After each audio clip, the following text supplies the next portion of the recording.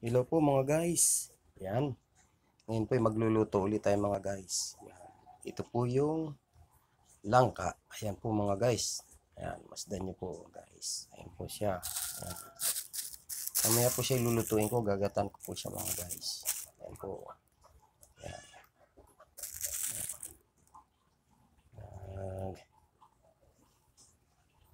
Ahon nga po tayo nitong nakaraang araw sa bundok. Ayan.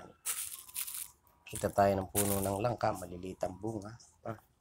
So, yan po mga guys. Naisipan ko po ngayon magluto ng langka. Yan. Bihira po ngayon pero malapit na po.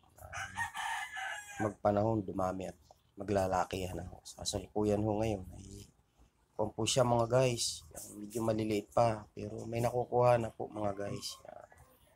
Makakapagulay ka na ng, sabi nga po paunti-unti mga guys. Ayan po, mamaya po isasalang ko siya mga guys. Yan. Abangan niyo po mamaya pagsalang ko. Yan po yung aking gagatan. Ayan po mga guys, ang ating ginataang langka mga guys. Ayan na po. Ayan. Ayan. Lahok po siya mga guys na mga tinapa po. Ayan mga guys.